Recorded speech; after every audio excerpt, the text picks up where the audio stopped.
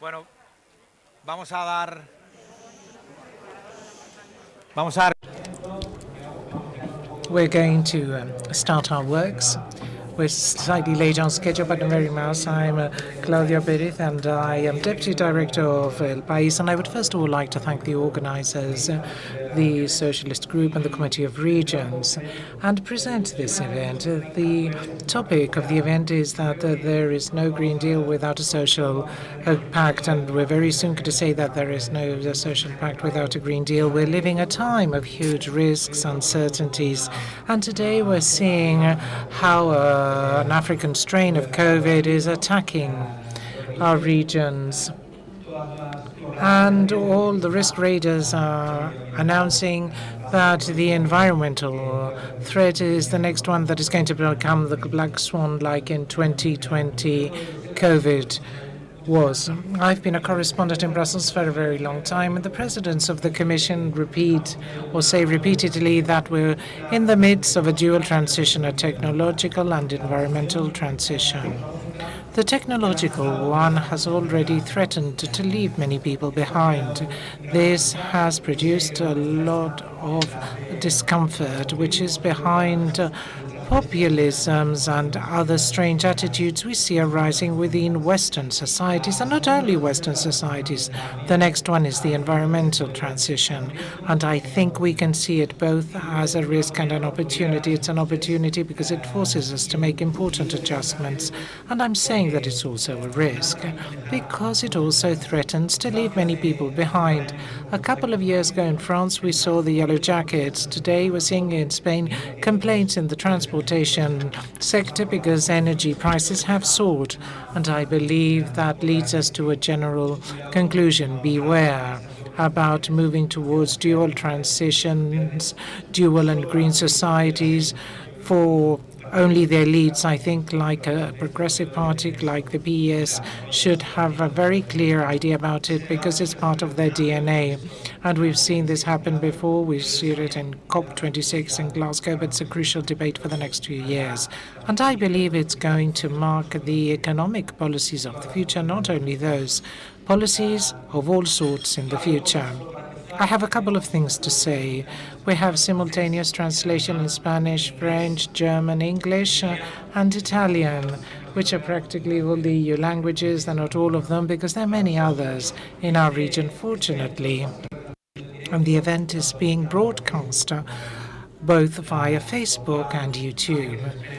So we hope that the questions and answers should be clear and concise so that we have a plural and interesting debate. And with no further ado, I'd like to give the floor to the wonderful speaker list that we have to Mr. Juan Espadas. It's impossible to introduce him to you. He's Mayor of Seville. He's Chair of the European Committee of the Regions, the Commission for the Environment, and the next candidate for the Socialist Party in the next Andalusian elections that will be held very soon. So, Mr. Espadas, sir, you have the floor.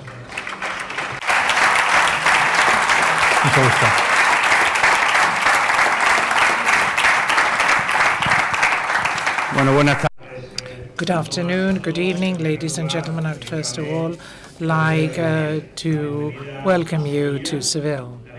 I'm welcoming you to Seville, to your home. Dear Deputy President, dear President of the PS, ladies and gentlemen, thank you very much for having chosen to come to Seville to our first joint meeting after the pandemic, the first opportunity that we have of meeting together, of European socialism meeting together in a city that is committed towards transition, that is committed to the transition that we've had to live, which is that of a society facing planet-like challenges that must become and materialize in local actions committed to the future of our youth and our societies. We are here today in Seville for a very interesting afternoon amongst socialists, amongst people who are thinking about society's progression, and we're doing so essentially to analyze how progress may only be efficient if it is fair, reaching the last little corner of the territory. And we're going to view from different perspectives this European Green Deal that was somehow the roadmap of the current European mandate. And from the beginning, it had to face a health threat like the pandemic, which made us focus more on the parts of society that have to be protected most by the administrations, government, and public powers. Local and regional governments are becoming closer to the citizens. We are feeling more closely to our hearts their concerns and their demands. And we also know that transformations have to be fair transformations because they have to be inclusive as well. So from the capital city of Andalusia, which is Seville, Andalusia, which is a large region with more than 8.5 million people, must be viewed as an opportunity. The opportunity of creating a fairer society, of course. It is true that changes and transformations lead to uncertainty, and it is also true that if they are not done with political commitment, they may create an even larger gap than the existing one. It is also true that societies progress creating wealth, but they also have the difficulty of sharing this out more fairly. And this is precisely what we're talking about. We need to change quicker, and we've seen this at Glasgow. We know that the pace of change towards climate neutrality is not enough. We're moving too slowly. We need that movement towards climate neutrality to be done with greater commitments made at a local and regional level. And for this purpose, we need funds. And right now, there are enough resources to move forward and quickly towards transition. And we have to do it in partnership with the private sector. We have to do it in partnership with our societies, and we have to do it with a complete involvement of men and women in any decisions for change that we make today. So I would say that we are at exceptional time, which requires an extra commitment and a new commitment of socialism, of the political forces that want to move forward and to do so without leaving anybody behind, without leaving anybody without opportunities to move ahead. So thank you very, very much for being here this afternoon with us here in today. It's a great honor for me, not only as the mayor, but also as the chair of the European Committee of the Regions, and also as a person who has been committed to European policy since I started my studies at the University of Seville, and in each and every one of the positions that I've had in the public sector. I've always had the decision and commitment of making a commitment with Europe, of making a commitment to our belonging and European commitment, even from a local level. And as a president of the ENVI Commission, you may imagine that I am particularly satisfied and happy to talk about the environmental transition and energy transition and fair transition in our region. I can only offer you the warm-heartedness of the civilian people. And even in winter, their warmth on this magnificent showcase and view, which I would ask you not to be distracted by, because what we're going to cover this evening in this room is extremely important. Thank you very much for your attention.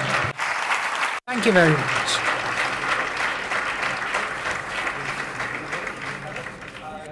Thank you, Mr. Espadas. And now we're going to welcome Mr. Christophe Villon, who is the president of the PES Group in the European Committee of the Regions and mayor of Coulanges, if I am not mistaken. It's Coulanges.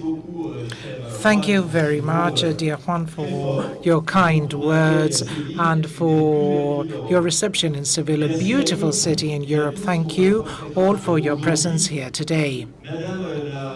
Madam First Deputy President of the Spanish of State, dear Teresa, the Commissioner of Employment and Jobs in Europe, the representatives of the Committee of Regions, and elected positions. Our presence here today is not happening by chance because Seville is fully committed to the road towards ecological and green transition. In fact, Seville is an example to be followed by Andalusia, Spain, and the rest of Europe.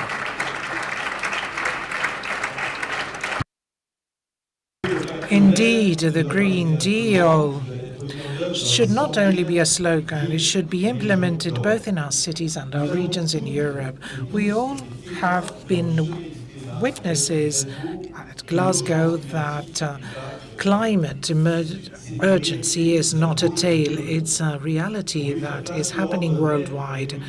And to make it happen, Europe should start a revolution. And who better than our socialist political family to lead it? Because after all, what is the DNA of our political family? Socialism, after the Industrial Revolution, is the political force that has fought for progress, both technological but above all human and social, and the values of solidarity we are their standard bearers. And we'd also like to say that it is still the responsibility of the energy transition, and socialists and the Social Democrats have the ones that have become most involved, and we have to increase our faith and continue following this road. Today, all political families are talking about the environment, but the difference with other environmentalists is that we are talking about the transition and to fight both. Environmental and social battles are the same. My city, since 2019, has followed this agreement, the mayor's Green Deal against climate change, and you have also betting for having green transportation and the insulation of cities. The COVID crisis, in fact, has had an impact in the economy, which is changing so much, and that's why we have to go hand in hand with workers, both in their professional transition as in others, and to give them better jobs. We also have to support all the victims of globalization that are afraid of environmental problems to make their lives difficult and worsen their working conditions, both in rural areas and underprivileged areas. We have to prove to them that solidarian and social transition is possible, because we are against a sad, regressive and punishing transition. We want a fair transition, and not just a fair, just a transition. We want a just transition and not just a transition. We want to be the spearheaders of the environmental transition and to accompany everybody towards a more solidarian world. This is the aim of our works here in Seville, with so many participants and a greater presence of women who will also be taking the floor, which is also part of the essence of our group in Parliament. And I would like to encourage you to take the floor, because your experiences both at a local and regional level are irreplaceable. Thank you very much for your attention.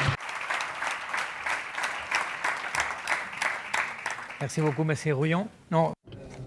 Thank you very much, Mr. Rouillon. And now we're going to give the floor to Kata Tutu, who's Deputy Mayor of Budapest and Vice President of the PS Group in the European Committee of the Regions, and Lina Galvez, who is an MEP from Spain in Brussels. So you have the floor. Para hablar de cumplir con el Pacto Verde. To talk about keeping the Green Deal from bottom top. Different institutions in Europe usually do things from top down instead of bottom top. But in this field, which is that of the environment, I think it's particularly important for municipalities and regions to become involved, because that way we ensure that policies reach all areas. Kata Tuto is Deputy Mayor of Budapest and Vice President of the PS Group in the European Committee of the Regions. And I would like to start by shooting the following question for her: which is the greatest challenge for Budapest about for having to work with Viktor Orban? What type of measures is Budapest implementing to make environmental transition easier?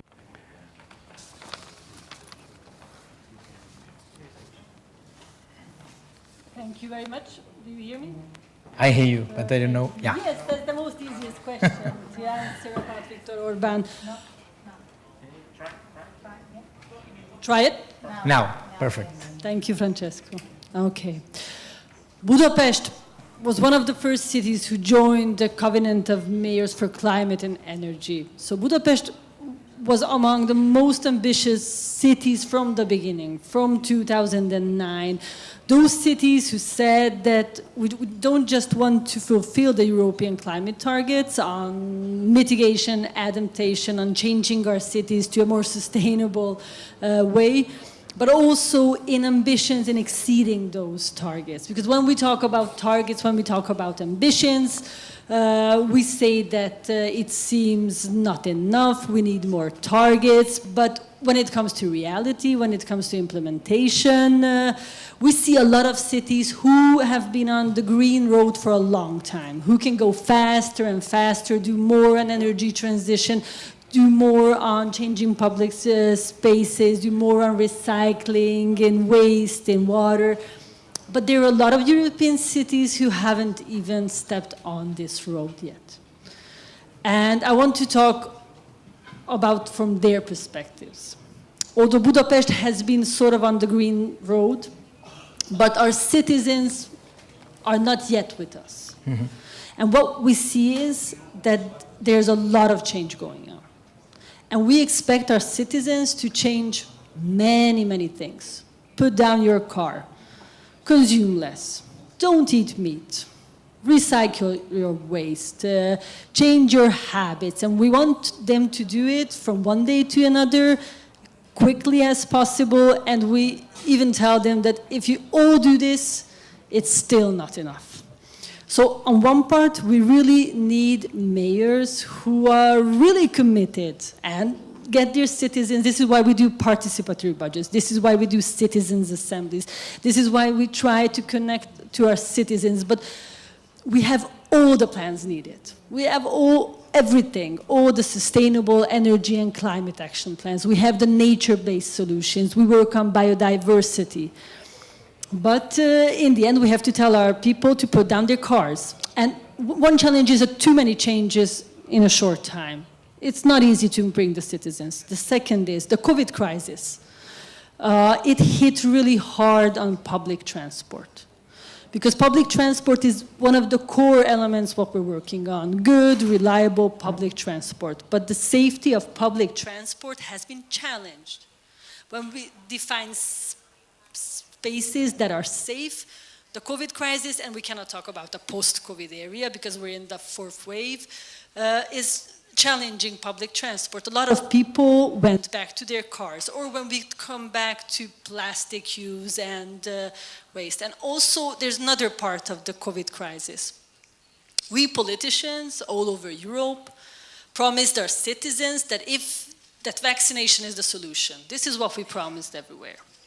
We promised them that if you get vaccinated, you will be free. And now here we are, all vaccinated, all wearing masks and facing new restrictions. We understand why it's happening. But when it comes to trust and citizens trusting us, when it comes to science, and when it comes to climate issues, we always talk about science, that scientists say that this and this will happen. But we also refer to scientists when we said that if you get vaccinated, you will be free. So there is a lot of change. There is a trust challenge. And then from the Hungarian side, there's a problem that my government is killing local authorities from a budgetary side. So everything has been centralized. All of our budgets is being centralized. And I think if the next election doesn't end in the change of the government, there will be no more local authorities in Hungary. I'll stop here. Thank you, Mrs. Suto. La idea es que ustedes pregunten todo lo que quieran. The intention is for you all to ask as many questions as you want. I'm going to be the moderator and I'm going to instigate more questions. But I would like to ask Lina Galvez Munoz, as an economist by training and an MEP, what she can say about cohesion, because cohesion has been the star policy when going down to the local level and environmental policies in Europe. But now we find that we have another tool, which is the Next Generation Fund, the European funds that will soon arrive in Spain with 27,000 million, though it's being difficult.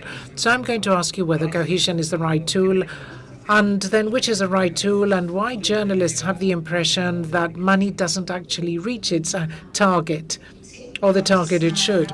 Well, first of all, I would like to thank you for the invitation of taking the floor here. I'm delighted to be here because I'm playing this a home game for me today. I'm always in Brussels, but today I'm here in my homeland. And I would also like to say that we are peripheral territory in Europe from all points of view. So, of course, the distance here has been felt very, very often. I think that cohesion funds are very important whenever we talk about cohesion to achieve any political project, and Europe and the EU is a political project, isn't it? It's very original because there's nothing similar or equal to it, nor has it existed before, nor can you find it anywhere else in the world. And to have citizens on our side, we need cohesion. People need to know that nobody is being left behind and no territories are being left behind, and most particularly during transition times. And environmental transition is a particularly important time, as Mr. Juan Espada said. We are late. We're late. I think that was expressed really well before. We're late for this train, but like all transitions, we needed to implement important changes that will neither have the same impact on all people nor all territories. Therefore, we need to require far better other instruments that will somehow balance the impact that these tools are going to have, because they are always going to be unequal, because not all of us are in the same situation, nor are we impacted by them in the same way. So, of course, cohesion funds are required, the Next Generation funds are required, because they're not only targeted to recovery, they're also targeted to transformation and transition, and, of course, to increasing the resilience to face all of these changes. But I don't think they're enough. I think that we at least need a couple of things. Of course, we need far more than that, but we need to change economic governance. The economic governance prevailing until today has led to divergence and inequality, or at least has not corrected enough the existing inequalities from the past. It is quite true that for some time the rules have been slightly bent during COVID, but now they're going back to normal. I think this would be a mistake. I think we need to carry out an in-depth review, particularly those countries where there is monetary union, there should be fiscal union. So what do you think? Do you think that tax rules need to somehow put up the brakes on for environmental investment? Well, we need to rethink about that and be a bit more flexible, not only with environmental issues, but also with social issues, because we are talking about just transition, fair transitions. This is what we are doing here today. So the rules for the European semester, for example, we have included environmental indicators as part of the rules. So we must have macroeconomic conditionality, but also social conditionality. So not only creating jobs, but good quality jobs. Another important point is synergy with other funds, which is key. There are many funds which are very important, but they follow different rules, different deadlines, and we need to have greater synergy amongst funds, especially for innovation and the Horizon Europe. Thank you, Linda. So I'm going to open the floor if any of you wants to talk. So when I see a hand up, I'll give you the floor. In the meantime, I will ask Ms. Tuto two things. First question, can you please give us an example, a practical example of how Budapest is implementing policies on housing or mobility?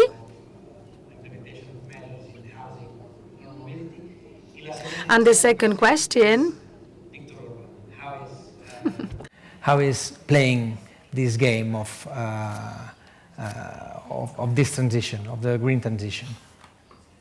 ¿Cómo está Víctor Orbán poniendo palos en las ruedas? Eso lo digo mejor en español que en inglés. yeah, how is Viktor Orban putting obstacles? Learn about it. So when I talk about blaming Brussels is a Hungarian game, and it's not just a Hungarian game. So if there's a problem, it comes from Brussels, not from the EU, but it comes from Brussels. This is the national communication, the communication of Viktor Orban, who is talking about protecting Hungarians from the Brussels bureaucrats who are making energy prices go up. And I didn't talk about energy poverty, but I think the most important issue now, not here in Seville maybe, but all over Europe this winter we are facing with skyrocketing energy prices. Even before we were talking about 80 million Europeans facing energy poverty, doesn't have enough money to heat their homes or cool their homes, very bad housing conditions, and now this 80 million will be much higher. Local authorities knew most of the families who were affected, had different sort of aids, at least could see those families. But this winter and this next month we're facing, we will have a lot more families who never faced this before, with increasing energy bills, not understanding exactly what's happening. And in my country, it's all blamed to the Brussels green transition. Not on the other big context, not on what happened in the market, but on Brussels. In Hungary, we have price regulation, which means that the public is paying the same price for 10 years now. The same price for gas, the same price for electricity, the same price for water, for waste. Now there's a fixed price even for the fuels for the cars. Mm-hmm. But I think energy now we, local authority, Budapest is facing energy poverty. I today don't have electricity for public light for the next year because the prices are 4 times as high as this year. This is one part. So in Hungary, there's no real discourse, not on the conference on the future of Europe. It's not available in the public discourse. We, Budapest, are trying to do this. We are organizing citizens' assemblies on Budapest in Europe, on the future of Europe, also on the green transition. But there's a very big populist attack coming against.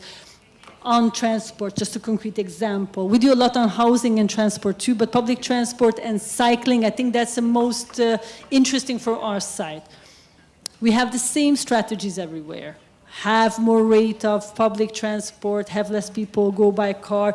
So what we do during the COVID crisis, we made new bicycle lanes. We took away lanes for cars and now have bicycle lanes. And there is a big national issue on it. So having people accept it, to take something away from cars, to take public spaces away from cars, to take parking spaces away and give it to the public, that's not an easy battle to win. So people need time because they have to see the result of the change. Years have to pass because what they say is that nobody's there, nobody's cycling there. Of course nobody's cycling there yet because people have to be encouraged to cycle in the city. So we need time to adapt, and we have to be really, really strong to keep up with these policies. Thank you. Bueno, si no hay ningún... Thank you very much. If there are no further questions, I have a question for Lina Galvez. In Europe, we see how socialist parties have as part of their DNA the middle name green.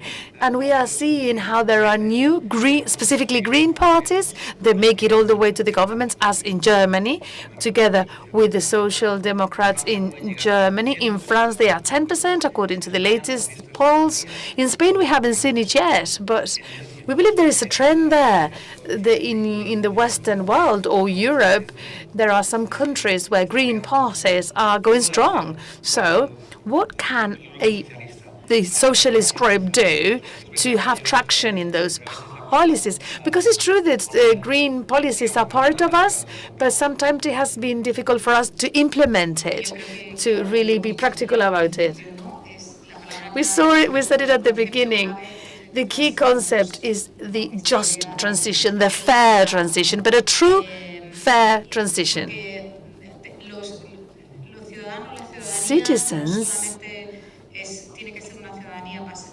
must be not only passive, but active, and being actors for the change. They need to accept deep changes in the way they live, in the way they consume, they buy things, they move around. We were talking about bicycles. Seville is a great city for bicycle lanes because it has been promoted and fostered the use of bicycles, and citizens have accepted it because they have realized that it's a safe mode of transport. So citizens need to accept things, but it's hard for citizens to accept many changes if they see that they are affecting them differently. So we need to tackle inequality, not just to try and avoid further inequality, but fight existing inequality now. So if we have greater equality today, citizens can accept those changes in a better way, and they are involved in the Green Revolution from the beginning. So I think that that is where socialist parties must work hard, in the fair transition, in the fight against inequality, not only to prevent further inequality, because transitions will always create inequalities, and we need to create high-quality jobs, decent jobs that follow along this green transition pathway, and that also involve women. We have here the vice president with us. We saw that Spain was the country where there were more female leaders leading the green transition in the world, which is very important. Is there a gender gap in green things? Yes, there is. In green jobs, yes, there is. And in the digital transition, there is a huge gap, a huge gender gap. And this is something that we need to clearly confront. And also there is a gap in leadership. Spain has like 20+%. I can't remember the exact figure. So there is a gap in female leadership as well, and women must be in the decision-making spaces. We must think about the future as a future for better welfare. So when we talk about equality, we're talking about income, territorial equality, and also gender equality in these transitions. Otherwise, I mean, up to now, digital transition jobs are mostly male, also green transition, but certainly at the decision-making level, women are not sufficiently represented. And we are talking about two flags, sort of like looking for justice, income, and gender. And the socialist parties have these flags all the time on the air together. I think there are at least 50 young people in the audience, 50 young politicians who I'm sure want to take the floor. If they don't ask questions, we will actually have a serious chat with them. I want to thank you both for your contributions. So we're going to move on to the next panel. Our next panel will have Arianna Censi. She is an advisor at the Milan Local Authority for Mobility and Transport, and Alicia Oms-Ginel. She's the president of the Young European Socialists.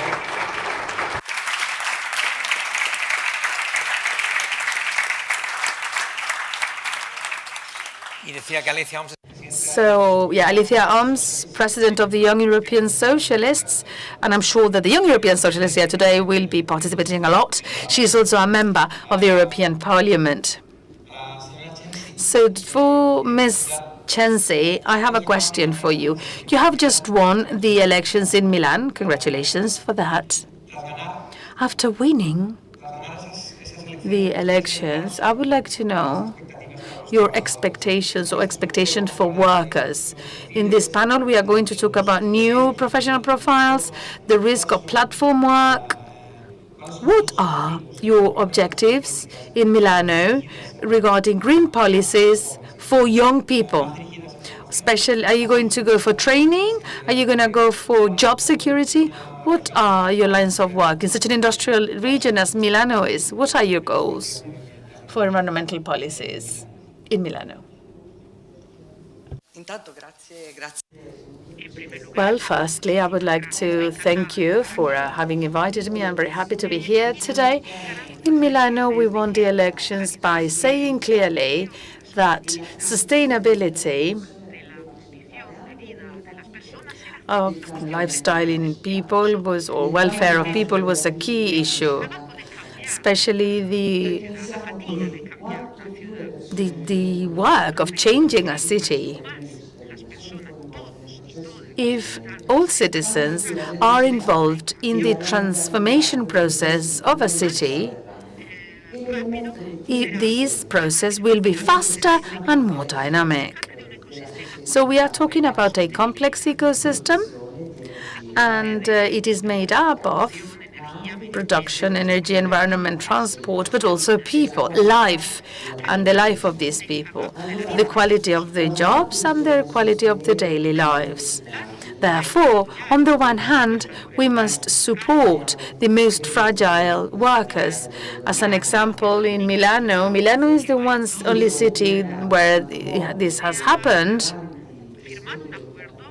There is an agreement signed with the main home delivery platforms to acknowledge riders with employment status not as a freelancers, self-employed people, but actually employees of these platforms, which is very important, both symbolically and for their representation.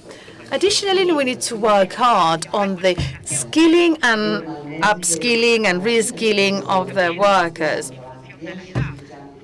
especially according to their age. Often they have 10, 15 days of work ahead of them, and they need to change the way they work in their production sector. Then we've been doing private-public partnerships to decide what type of jobs these young people will be doing in the future, with some sort of like future hope for the sons and daughters of the people who are changing the future. Then there is another level, cities where more than 40% of citizens live, meaning the cities are the areas where the problems occur. So they have centers of excellence such as universities and training institutes where there is a study of the interaction between the supply and demand of work. They should consider the creation of new jobs, taking into account the job security of the new jobs and the current jobs. We have seen elections in Germany which are key for the European project. We have seen with the tripartite in Germany, it's absolutely unprecedented. We will see what happens, but it's completely unprecedented, and I think it will change many things, especially in the environmental areas. But there are also elections in France, and I think that those elections will be key. There are several far-right candidates hitting hard. Then we will have Portugal, and then in a couple of years' time, Spain, unless the president of Spanish government presses the nuclear button earlier than 2 years. What's the key message for young people so that the environmental transition happens? What are young people expecting from the Socialist Party when we talk about environmental issues and implementing policies? Thank you very much, Claudia. It is an honor for me to be here today with so many young people. The clear message is that the proposals we are making must be implemented. Young people want to see facts. Do you think the promises are just promises and not facts? Well, it's not that, but actually our generation comes from a background of a crisis, 2008, 2012 crisis, and the austerity policies were proven to be wrong for this type of crisis. So there's been a significant change in the way COVID-19 crisis has been tackled. And with the digital and green transition, there must be a socialist hallmark there, because if we put people at the center, which is what Socialist Party does with our policies, then we can achieve a situation with a lower inequality compared to what the austerity measures provoked. So our generation needs to see that in the new transitions we are not left behind, that we are at the center, and that they are an opportunity. It is true that this is a huge challenge for the transitions. Lina was talking about the gender issue earlier and the gap. I could talk about the generational gap, because there is a generational gap in these transitions, and there is a lot of young talent that we are missing. So we need to retain this young talent. We need to make sure they work with high-quality jobs. Good quality jobs is the key. It's not enough to have a job, but a good job with a decent salary, so that we can start our life projects, so that we can continue working with our ideas. So as a generation, what we expect is facts. And with the current map in Europe, with the growth of the socialist family that is going redder and redder in the map, I think it's a perfect opportunity for our generation if things continue like this. For Ms. Chensi, I have another question. With COVID-19, we have seen how there's been a peak in home teleworking. Journalists see that their editorial room is empty. All journalists are home, and remote work has advantages and disadvantages also regarding work-life balance, and there are pros and cons. For example, we don't know where the working hours are and the non-working hours are. And I would like to ask you, what have you done in Milano? How are you going to regulate this telework? Because this is something which is there. Companies have implemented it, but it's been somehow self-regulated. And we all know what the problems of self-regulations are when there aren't clear rules about it. So what have you done in Milano to try and sort of like manage this new field of telework or remote working?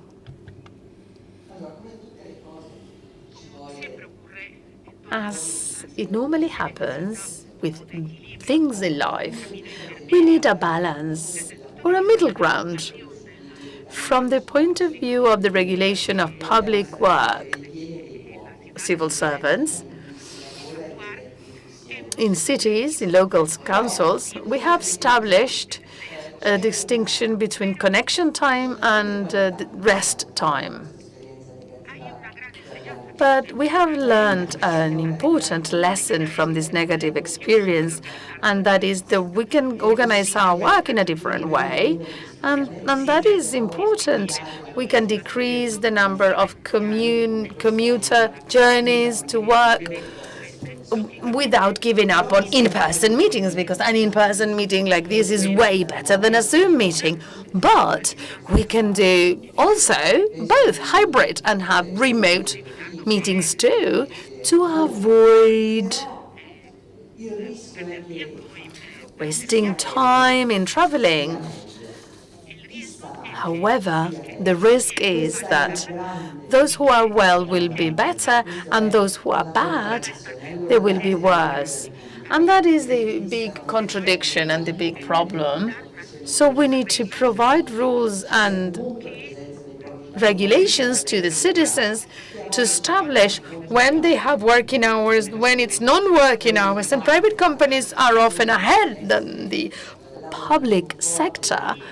And we see how private companies often try and achieve the well-being of their employees, and that could be a virtuous example. And in this sense, when companies reach the excellence regarding the quality of the work they do, this has an impact on the life of employees. there is a huge difference between female and male workers. There's been a greater increase of female unemployment, and that is what we see. But women have a point of view on sustainability, the future, and the organization of companies, and how these policies can change their well-being, and their views are absolutely necessary to change the performance of private companies in the tourism, agriculture, and innovation sectors for the creation of new materials which are actually useful to improve our lives. But the point of view of women is very useful. Therefore, female representation in the management and decision-making positions in the private companies is an absolute must. We have decided that we should do whatever we could regarding appointment of positions in our city council by achieving gender equality thanks to the quota system. Well, I come from Brussels, and in Brussels, the social agenda is very important. There was to be a commissioner, a Belgian commissioner, liberal commissioner from Belgium, who had a social agenda and with 200 and 300 page paper. But when it came to facts, we didn't see many facts. Of course, we were coming from a greater crisis of capitalism. Now we have only 10 years later another crisis. So another big challenge, another big crisis in such a short period of time. My question is, with the European funds in Spain, we are doing a labor reform, and there will be green changes in the labor reform. But I want to talk about employment and youth employment. How do you think this labor reform should be in Spain? And do you think this reform will actually implement the facts that you mentioned a couple of minutes ago? Do you think there are risks and opportunities? Are there more risks or more opportunities? What's your opinion? This reform needs to be agreed on. We need to reach a consensus, well, within the government itself, and we need to work hard on it. We don't have an answer yet. But if you focus on young people, this reform must protect the most vulnerable people, those who were particularly crushed by the former reform, and one of those groups was my generation, the younger generation. The new reform should include opportunities for a generation which is highly qualified, and we need to make sure that we don't miss these talents. In Spain, we have good practices with several plans aimed at recovering talent back to Spain, to offer them opportunities, people who had to leave, not because they wanted to, but because they had to. And I think this reform, if we work hard on it, if we agree and reach consensus for it, which is the will that all involved parties have, I think this reform will generate good opportunities not only for my generation, but also for all citizens in the labor market who need this reform, because it has been proven that the former reform did not work, especially not for most vulnerable people. Well, we finally have a question from the floor. So somebody's breaking the ice. Two brave persons have raised their hands. Digan su nombre, por favor. Please say who you are and who you want to ask the question. I'd like to go back to the telework. I'm not so much in favor about telework, because I think it's of course good when it's 1-2 days a week when people can organize it.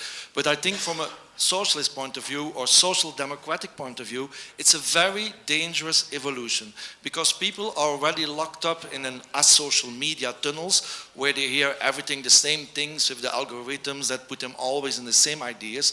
That's in their free time. In their working time, if you're going to put people back again in a tunnel, another tunnel, isolated in their home, no longer be confronted with other people on the working place, that they don't hear other ideas anymore. It's always the same. I think it will lead to isolation, alienation, more fear, and already today we are living in times where people think trust is more important than truth, where they are believing again in all these conspiracy theories. We've never been so educated and at the same time so stupid as individuals in a society. So I think from a socialist point of view, we should encourage people to go out, go to the working place, meet other people, see creativity, get into human contact. So yes, when it's about telework for 1-2 days a week, when it's more about flexibility for workers, but not on a regular basis, because I think that is the perfect way to organize the destruction of society. And I think we believe in society, so as socialists, social democrats, we should not go in this thing of teleworking because it's killing society. Thank you.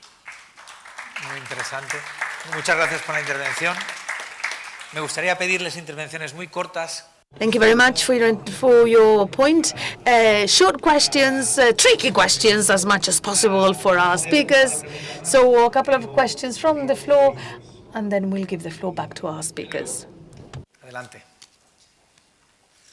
Thank you for being with us here today, all of you, sharing your thoughts. Thank you. My name is Konstantinos Dakavallas. I'm an elected local councilman in Athens, in Greece. So there is something I feel that it should be pointed out, and that's the following. In Greece, for example, the quality jobs are needed for sure. But there are too many young people that they work too many hours, or they are underpaid, or the agreement between employers and employees regarding the payment is not honored. So we don't need only quality jobs, we need a strong public body, a labor inspection body, I would say, to make sure that working hours are kept correctly, that working conditions are honored, that payment agreement between employees and employers is honored. So the current right-wing government in Greece, they gave less responsibilities on the Greek labor inspection body, they make it weaker. I believe, many people believe that this is not correct. So is there a plan towards this direction? Is there a plan towards supporting labor inspection bodies? So all the agreements between employers and employees are honored correctly. Thank you. Bueno, muy buena intervención. Grecia fue... Thank you very much. Greece was indeed a true protagonist in the previous crisis. And we give the floor to the speakers. Well, I fully agree with what has been mentioned with both points. We need to strike a balance because we need to try and get the most positive elements. Before the pandemic, in the Lombardy region, with more than 4,000 public employees, we used the function of teleworking in the past, and that has improved the quality of life of some employees. Of course, if this becomes a routine, there is a risk of putting them in a bubble and isolating employees. Something different altogether, and this is more severe, is that you don't abide by the contracts, or you do so insufficiently.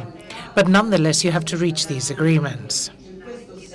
The local authorities may, in fact, help to ensure that these types of agreements are subscribed, and this may improve the quality of labor and working conditions. Therefore, a social commitment is a social commitment towards workers, and even more so towards younger generations. Younger generations who run the risk of being the most exploited generation because you're not measuring the hours, and they're not paid for all the hours and time they work for, and I agree with that. And therefore, it is important to find places to establish a dialogue at universities and have a much more fluent exchange of opinions amongst our countries. But as I was saying before, our guiding principle should be precisely this. And if we only pay attention to money, then we're missing out on half of our aspirations because we lost in the administration of funds, and that is a problem. Yes, so yeah, we were actually talking about what was happening, at Palaschi in Italy. Well, thank you very much. Very briefly, because that's what Claudia has asked us to do. When you're referring to remote working or teleworking, I think there are positive sides to it, but just like our colleague was saying, it also has its negative side to it. One of them has been suffered by young people, which is mental health. I think it's particularly important for people to have the opportunity to adapt to their working style, and there has to be regulation. And of course, in Belgium, where I spend a lot of time because I'm an MEP, a new restriction has been implemented that forces us to stay more time at home than outside due to health reasons. Of course, health is first and foremost, and even more so during the times of a pandemic. But nonetheless, there should be a regulation for teleworking to take into account all the related matters and to ensure that it is as less damaging as possible for workers. And then with respect to the second question about young people, of course, we are the ones that suffer those types of more precarious contracts. And it's not good, and sometimes we have to work irregularly because employers don't want to offer us a contract, or the conditions are very precarious. There are many situations like this. So now that we have the European Labour Agency in Europe that carries out the supervision of business operations to see what the working conditions are for workers, the agency should start its works as soon as possible.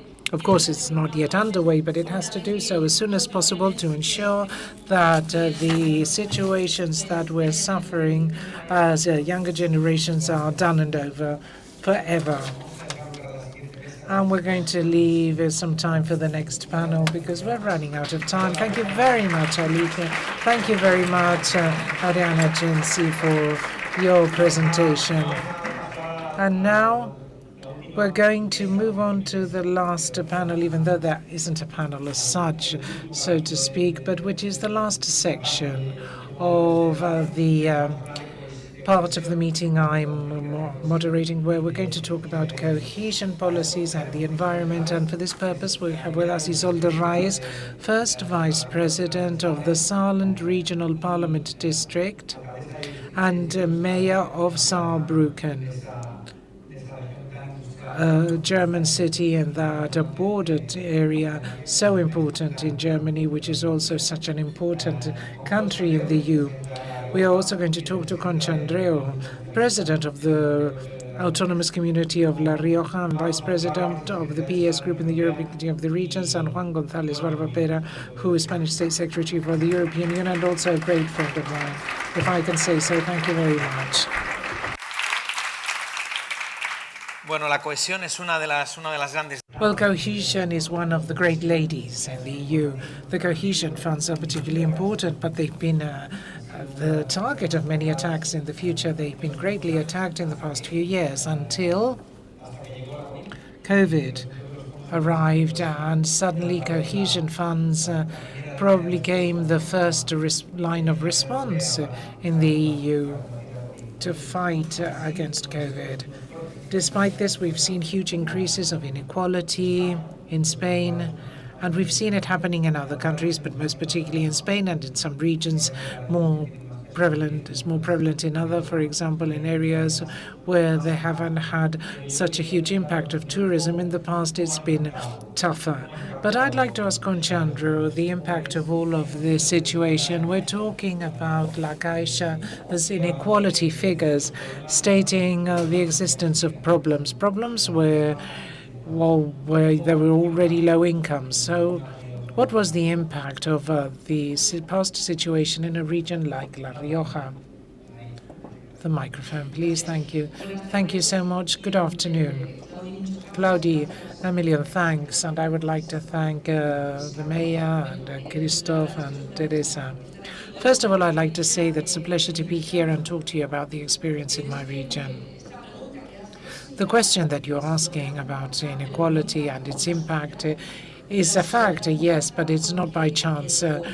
It impacts because the government of the region, of the autonomous region, like one was saying, he has 8.5 million people. We're talking about 320,000 people. I think it's like a neighborhood or district here. So depending on where you are in charge, there's greater inequality. I've been governing in a region for 2 years, but there were 24 years in the past who never thought about people who had less resources. The Socialist Party is lucky about this because we're always trying to make sure that we have to recover, that we have to transform, and that we have to adapt to whatever we try to do so without leaving anybody behind. It's difficult, of course, sometimes because there are no funds, but in La Rioja, where there is a pretty good economic income, one of the greatest GDP indices in Spain due to the industry, how is it that there is very high child poverty, one of the highest in Spain? Well, because while people were governing, were not thinking about a fair recovery. And you have to state this out clearly. That is why what we're doing now is trying to make sure with the vital minimum income from Spain as well, with the basic income, to identify the families that require this type of support, carrying out surveillance to ensure that they are part of the labor market, which is increasingly difficult. And what have we done during pandemic times? We've shared out those tablets and iPads so that no student would be behind. We've also managed to give them the opportunity of connecting. But if you give them the device and they don't have a connection, it's useless. So we have been giving people who required it the opportunity to connect, and we've seen the impact. But of course, it's very easy to do that when you govern as Social Democrats. You suddenly see that differences start to disappear when we do things the social democratic way. Well, being a member of community in the hinterland, Ms. Reis comes from a border region, highly industrialized as well, but industrialized with the old scale industry, in an industry that has to change due to the revolution we are undergoing now. So how has the Sahari or the Saarland region been able to do this and avoid using fossil fuels in such a carbon-dependent type of industry? What have you done differently from other European regions? Thank you very much. So Saarland is a region that has borders with France and Luxembourg, and we are an industrial country. We've made structural changes, that is to say, we no longer use coal, and Saarland depends on the automobile industry and the metallurgical industry, the iron industry. There's still 20,000 people that are working in this industry and that have added value to the industry. And of course, the Green Deal entails lots of challenges for us. We are required to change the automobile industry. We're going to have to stop using combustion and fuel engine industry and to move on and to use solar cells. And we also need to move towards changes in the iron and metal industry that was coal-based, and which will have to support its activity on hydrogen sources. And there are funds to move from coal onwards. And I would like to see the same thing happening for the automobile industry.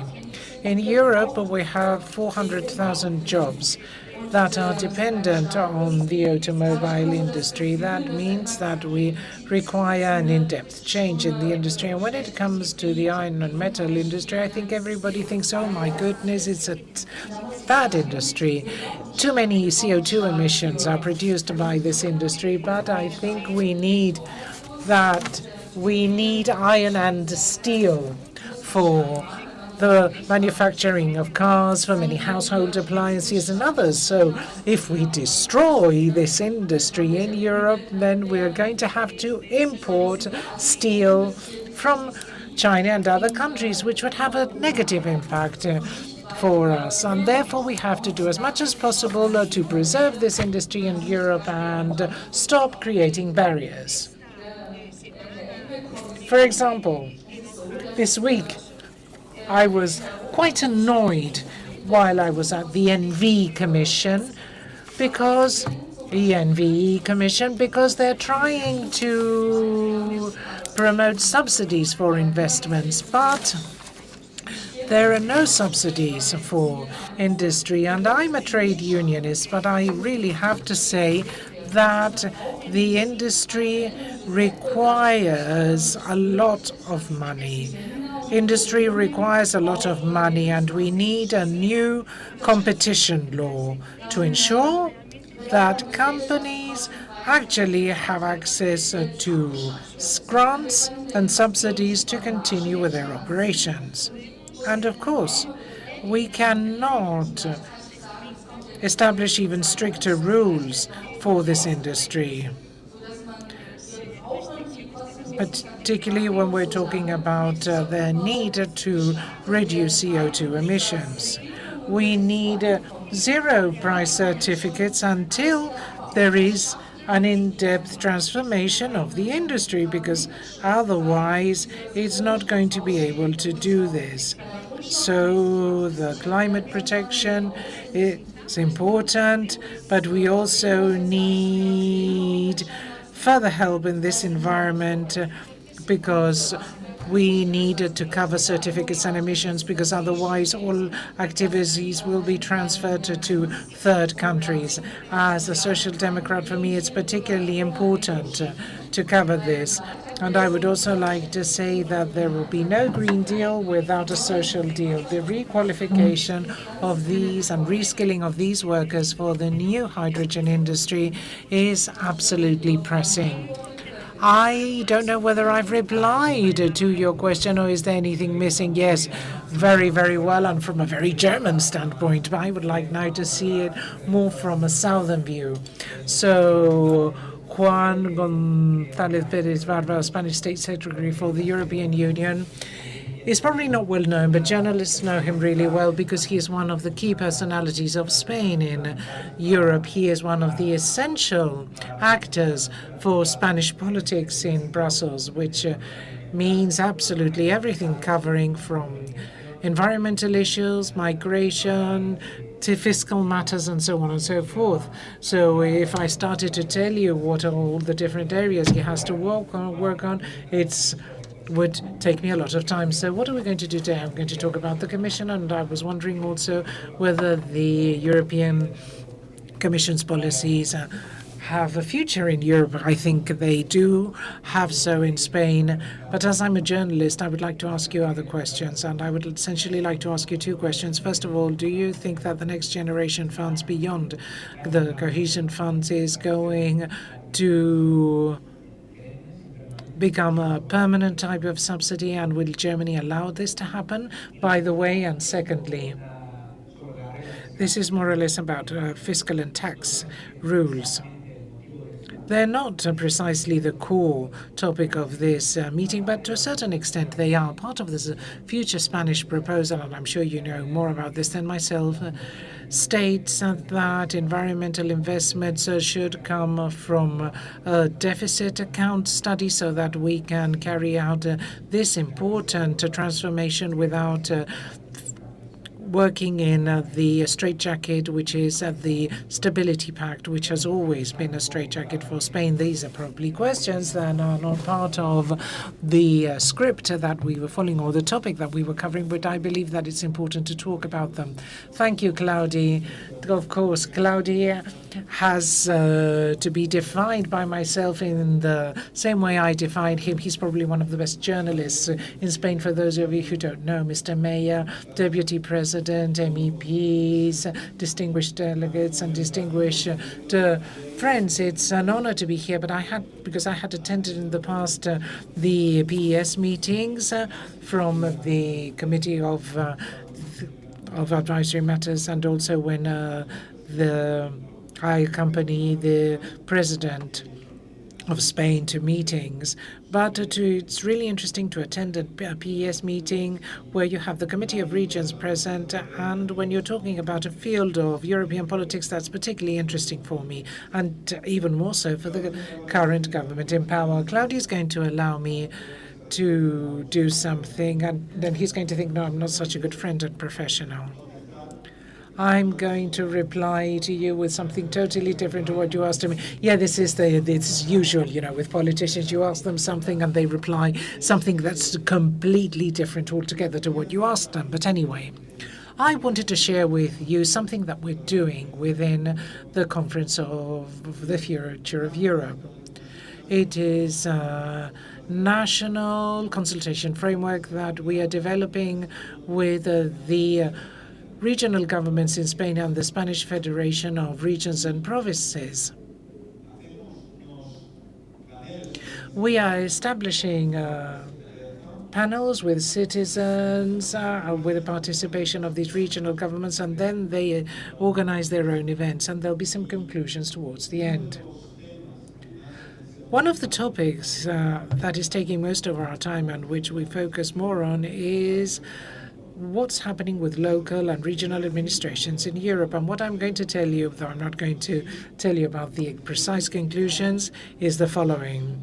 There seems to be agreement on the fact that cities and their representatives should play a far more important role in European governance, even more so than they have today. And this, in the case in Spain, is only focused on 4 mayors and mayoresses that are part of the Spanish delegation, which are 21 representatives in the Committee of Regions.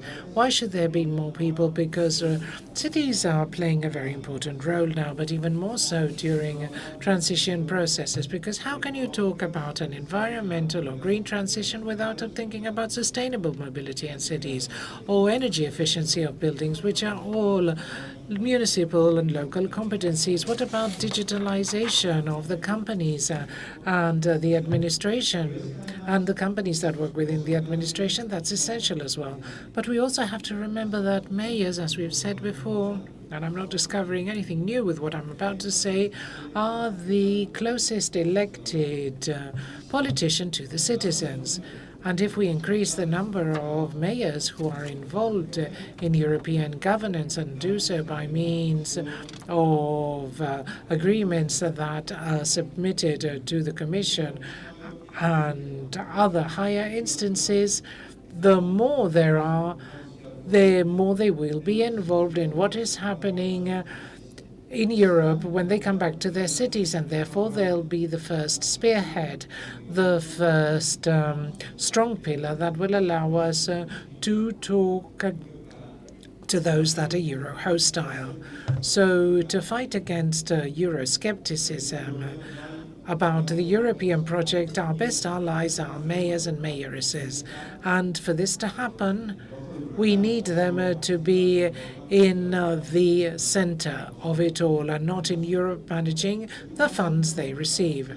That's first what I wanted to say. And secondly, I want to talk about regions and the Committee of Regions. I believe the time has come that we will see this in the future, and this is something that is stemming from citizens' comments that the representatives of regions who have autonomy or political will, or whose representatives are elected democratically, are important. This is probably not for administrative regions where you have a prefect that is appointed by the government, because in that case the member council will have decided what to do during the council. But in the previous case I was talking about, how can they not play a more important role in everything that has to do with regional policies and politics? It is obvious that regional policies are being drafted by the Council, the Commission and the Parliament, which are other institutions. And the institutions of European popular sovereignty, which are region, whether independent or under popular mandate, should have a voice that goes beyond the consultative level. It's a topic that has been laid on the table, and we believe that it has to be debated all over Europe. And finally, when we talk about inclusiveness and that nobody should be left behind, we should apply this to regions, like some of the speakers who have preceded me have stated before in Article 174 about the EU operation regulations. There are 4 cases of structural differences that regions have to face when they are in this situation. That is to say, populations with a low population, insular regions, mountainous regions, and transboundary regions.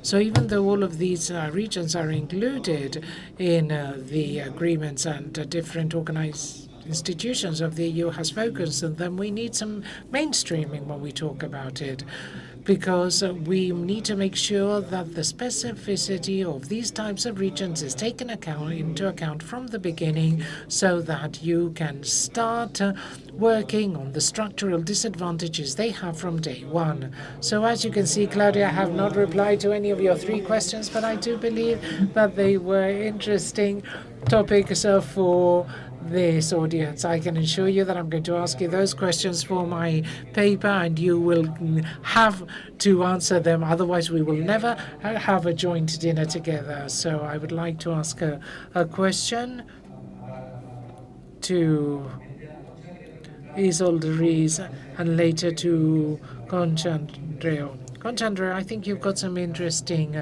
gender equality policies implemented, so I'd like to know what you're doing about gender in your region. As the Secretary of State is here, I would like to do the same as he has done and talk about what I'm doing. I would first of all like to thank the translators for translating into Spanish, because they're giving it emphasis that makes you feel live, in spite of the fact that the person who's speaking doesn't give it so much punch. So thank you very much for that. It's absolutely wonderful to listen to them. And secondly, I would also like to say that you are very, very right about how important the involvement of mayors and mayoresses is, and also regions. I'm saying this at the Committee of Regions because we add actual facts to what's going on, reality. You say we make you come down to earth.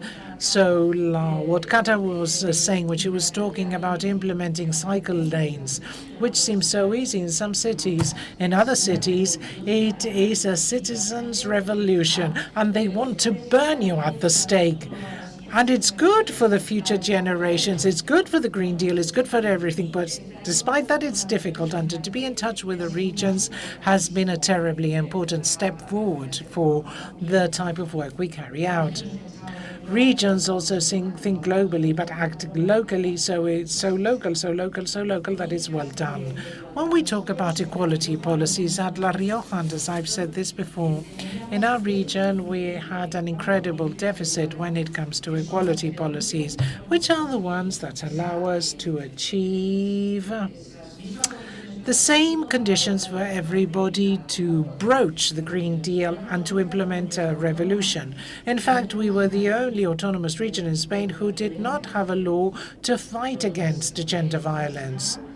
A week ago, it was drafted, submitted, and it is being debated at the regional Parliament to be adopted by unanimity, but there is a certain predisposition available to defend people who, one or other reason, whose rights are being violated in these particular cases just because they're women. We're also implementing policies in urban planning for the design of certain areas. Those issues are also being renewed, and we're doing so by implementing important measures like street lighting, so that people or women may return home under safe conditions, just as if they were doing it during the day. We're also trying to implement in all the regional ministries to have mainstreaming policies, because mainstreaming of equality is implemented, and these teams are also working from the schools as well, from within the schools. So I think that there's probably one area where governance has not been reinforced very much, and it has not been included, which is schools teaching children from secondary school, from age 10, about these matters. I think that there's a huge gap there, because I have a 17-year-old son, and he knows his mum is really nice and is a socialist, and he sometimes asks me questions like, why do you insist on being feminist and defending feminism? Feminism is the opposite of male chauvinism, and therefore you've got to explain to them that feminism is equality, and male chauvinism is the opposite of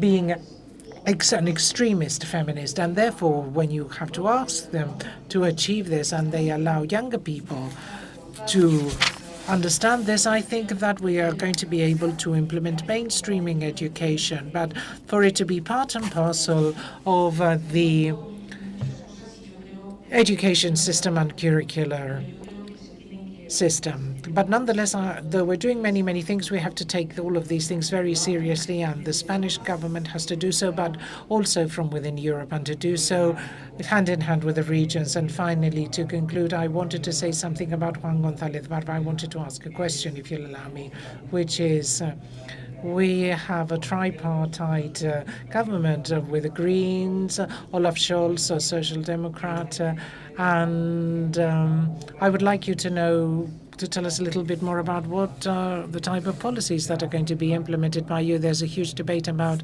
nuclear energy. The Saarland is very close to France. That is, pushing a lot along these lines. So what is the German point of view about this?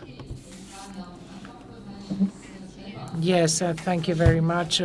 With respect to nuclear energy, it's easy. Germany has left it behind, and contrary to France, you're not building new nuclear plants. But despite this, I would like to add something. There are a couple of more things I would like to say about the new coalition government in Germany. We've said that we have to include more local authorities, because otherwise it's impossible to reach a Green Deal.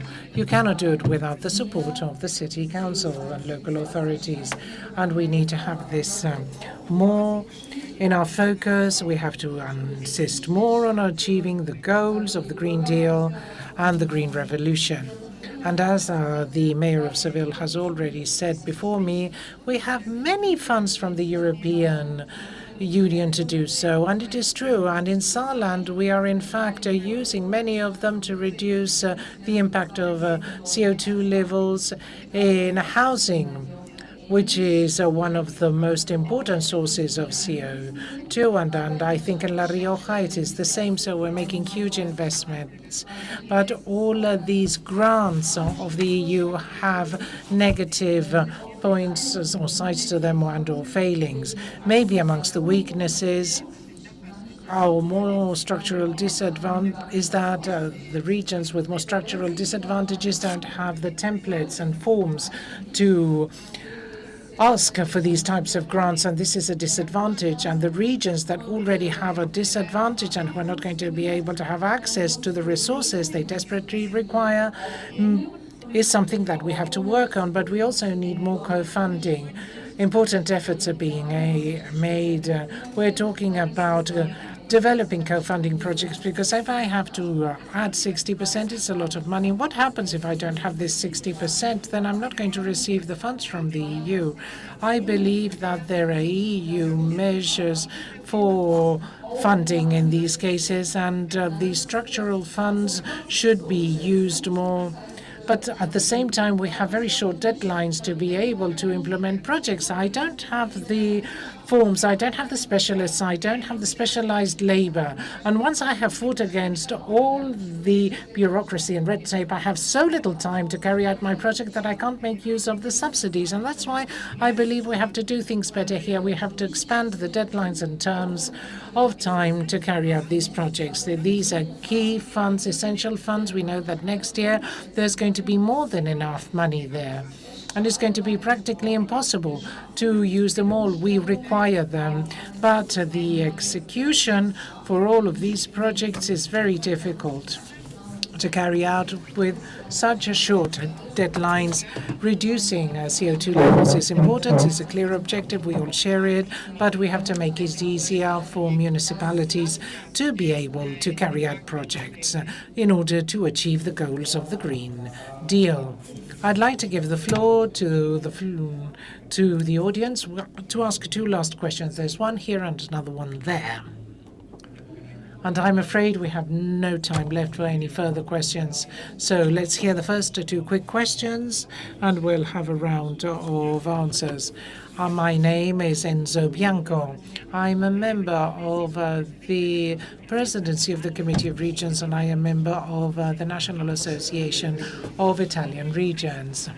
3 weeks ago, my city, Catania, which is at the same latitude of Seville and has twinning with Seville, was attacked by a terrible hurricane.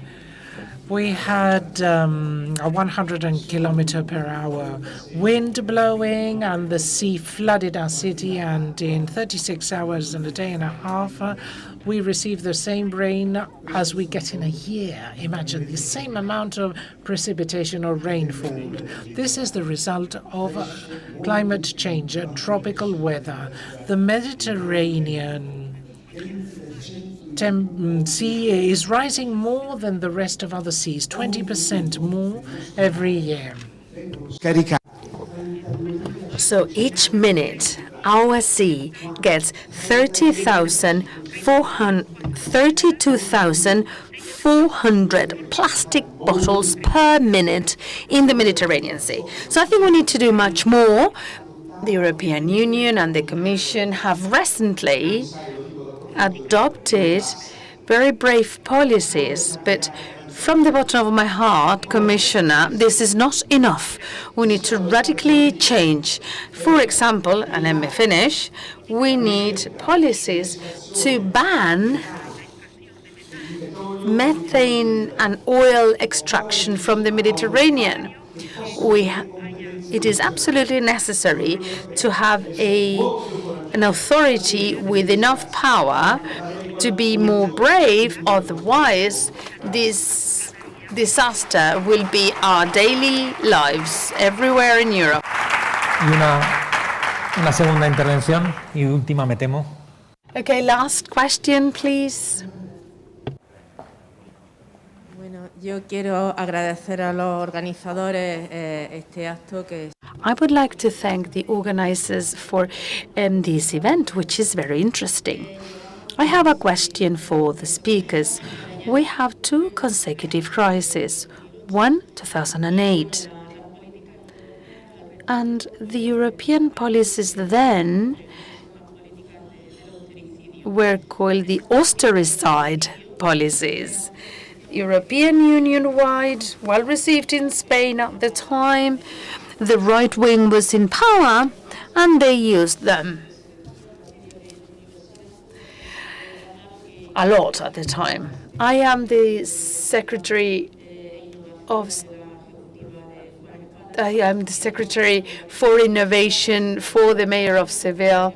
And in Spain, what they said at the time was that there were too many universities, there were too many university students, there were ministers, that the talent drain, they called it foreign mobility. And as the result of the policies from 2008 to 2018 in Europe, they were investing in research and development, but in Spain, they were not investing. According to the University Council, from 2008 to 2018, there have been a 25 de-investment in universities and research and development. So now we have a deficit, a clear deficit compared to the European countries. After 2008 crisis, then there was the 2019 COVID crisis, and Europe never acknowledged that these austericide policies were a mistake.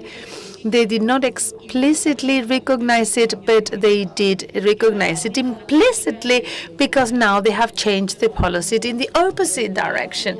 The recovery funds have actually been implemented into a first budget with the next generation funds, are actually the opposite, are an economic invested of an unprecedented nature in Europe, and we're very much looking forward to them because it has changed the European Union policies, and there is hope in the future if these funds are properly distributed. The funds are structured according to projects where governments and institutions use, they apply for the funds, but Spain starts from a weak position because of the investment. So we have moved from a position of there are too many universities to a position of we need more knowledge, because Resilience Fund think the new technologies are necessary. They put money in that change. So we need knowledge to get funds to have a more modern economy. But Spain is starting from a delayed position. They are lagging behind already.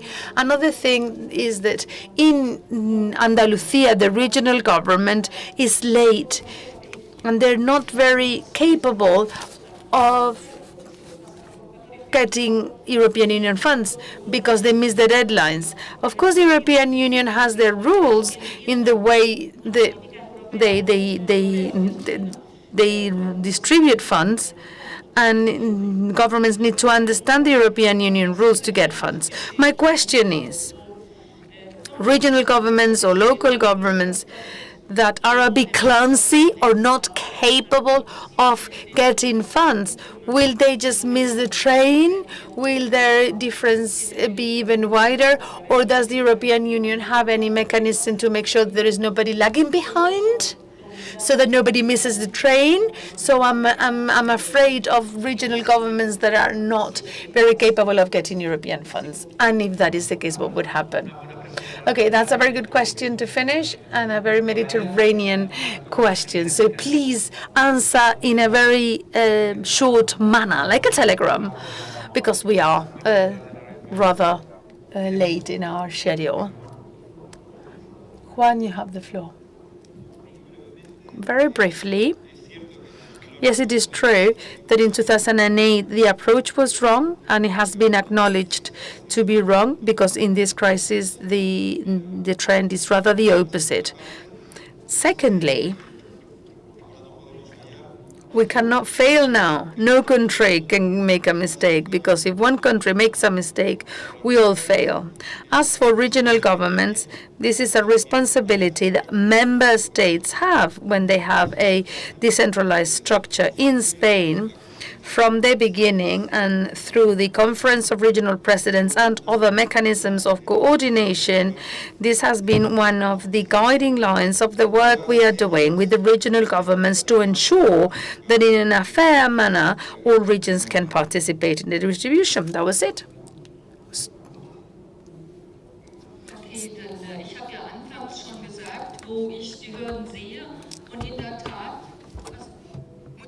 Thank you very much, Claudie. I have already said clearly what are the obstacles, and we have to reduce the hurdles, the bureaucracy hurdles, so that at the municipal level we can access the European Union funds more easily. Otherwise, we will not manage to reach the objectives of the Green Deal. What I see now is that there are many obstacles In Sare, in my region, the region where I come from, we see what we can achieve with these funds. And this means that our citizens can see that it is really worth it getting involved in this adventure of collaborating at the local level and at the regional level. So access needs to be easier so citizens can relate to the European project, to the European movement, to the recovery. And I think we can improve the application process. I think that we should help local authorities so that they overcome these bureaucratic hurdles. But you can need also talk to Brussels, and you need to tell Brussels that they need to make processes easier.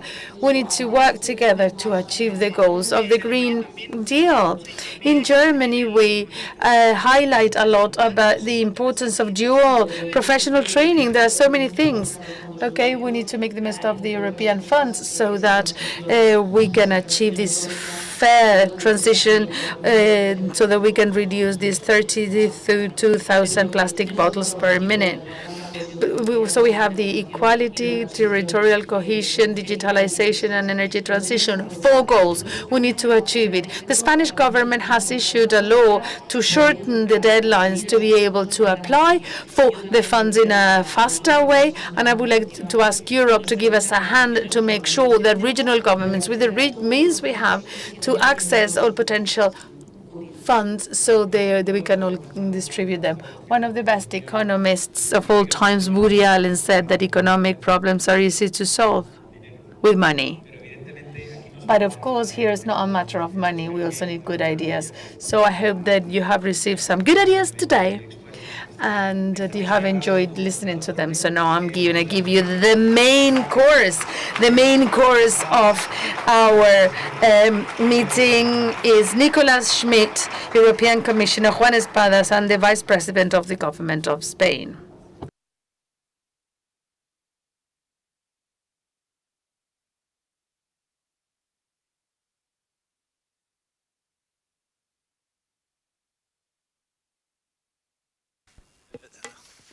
Ça marche. Merci beaucoup pour ce.